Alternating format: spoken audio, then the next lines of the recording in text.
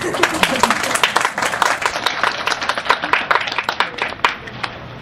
thanks everyone for coming today. I know it's a bit slippery outside.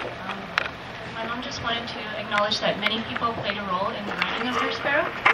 There were those who read the first spiral-bound manuscripts, offering their gifts of feedback in time. Some gave professional advice, namely Michelle Peters, Todd Besant, and Margaret Swedman. Others acted as proofreaders. She is deeply touched by everyone's generosity. To those of you who have read the book, she says thank you. She also wishes to thank Diana Rosos for her kindness, her family whose love and support and tireless promotion gave the story a chance to be heard, her mom, Edith Besant, for her generous gesture, her dad, Donald Besant, for being the book's first and biggest fan, and for letting everyone know it.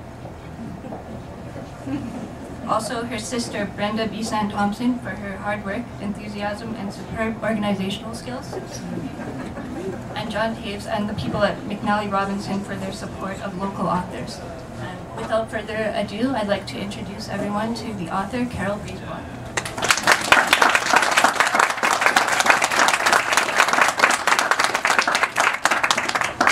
Thank you, Justine, and thanks to all of you for being here. This is incredible. I put some thought into choosing a passage of her sparrow to read for you that would draw a picture of the relationship between the mother Elizabeth and her son Nathaniel in this story.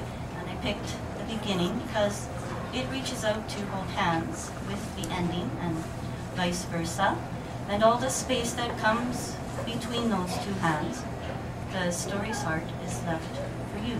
So I'll start by reading from the mother's point of view and then move on to her son's.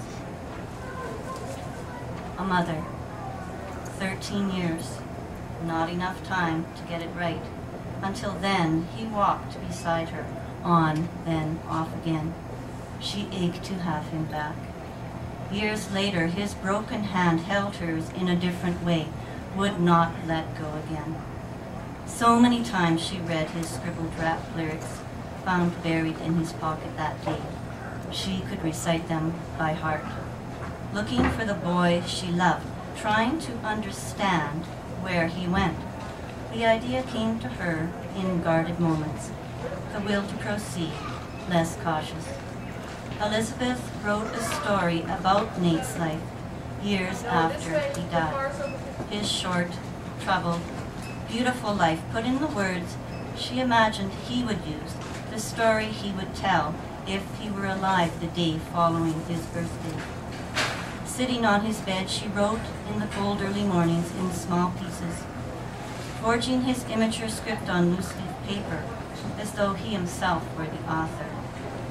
Losing him was to be conscious but paralyzed, the surgeon slicing open her belly, barehandedly yanking out a bloody baby, discarding it in a receptacle like so much waste.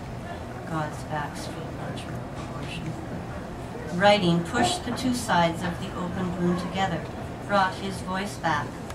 His heart-shaped face showed itself. Sometimes they talked quietly together, other times they argued. When she saw her work coming to a close, she tried to change the story's end, keep him alive, and give him a chance to turn his life around. But after reading aloud the page she wrote last to the silent walls of his room, she tore the paper into tiny scraps and watched the bits float to the floor. They lay abandoned for months. On the spring morning she picked up the paper remnants. She arranged them like a bird's nest in the cookie tin he kept under his bed, left the lid off. She let the true ending stand, called the story Her Son. Her Son. I wish I could tell you one more story. Before the lid closed for good, Mom slid her fingers down my face, spoke her last words to me, and I whispered one last thing to her. My casket rolled down this aisle over an hour ago. Pastor Sue stands one step up on the altar in front of it. Her eyes puffle red. The purple swirling under them tells me she's been up all night crying. Today, she looks old.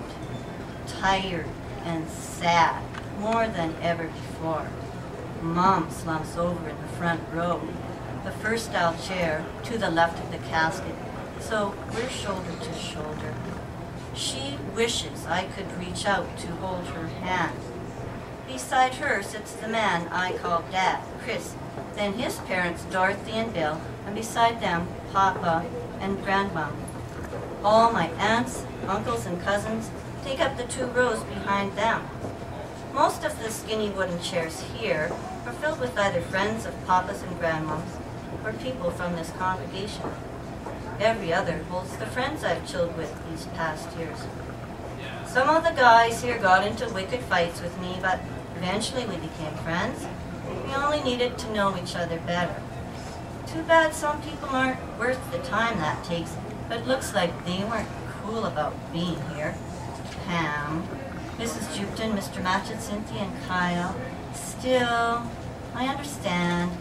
They're people who didn't get me, even when I tried to explain.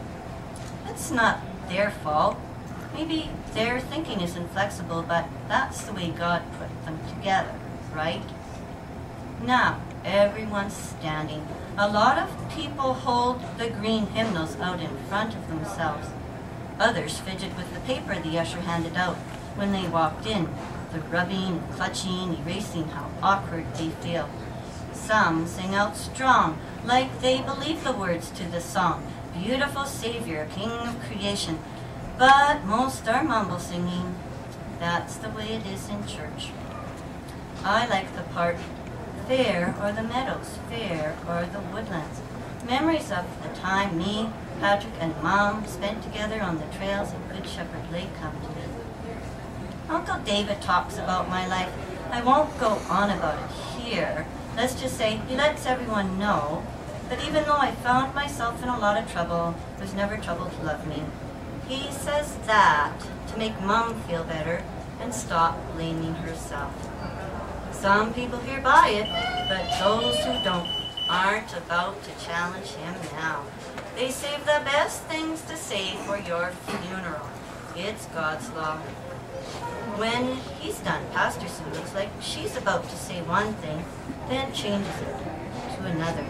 Something about Jesus in disguise, but I don't catch exactly what. Whatever it is makes Chris put his arm around my mom's shoulders. The service finishes with, I am Jesus' little lamb. Mom picked that. I know why when the women's high voices break through. And when my short life is ended, by his angel host attended, he shall fold me to his breast, there within his arms to rest. My mom's sweet. After the service, Uncle James slides open the squeaky dividing curtain to the hall behind us to reveal a spread put out in my honor. Fancy sandwiches and dainties set out by the women of this church on 2 long tables shoved together. There's a lot of hugging, eating, and even some laughing going on. Happy tears fill my eyes. They taste sweeter than the sad kind. I smile when my mom laughs at a story Jared tells her. She shares the rap lyrics found in my pocket the day I died with my friends. I could tell you I'm in a better place now. In God's hands, I'm looking down on Mom, her guardian angel. I could tell you that in death, I'm wiser than your world knows. I could tell you about how after I knock on heaven's door, some angel guy tells me they'll get back to me about whether or not they'll let me in, and they're not sure when that'll be. I could tell you I'm just sitting here, bored on a cloud, not knowing what to do. I wish I could, but I can't. I'm dead. Wish I could tell Mom just one last time, I love you, peace, or, as Pastor Sue says, the peace that passes all understanding.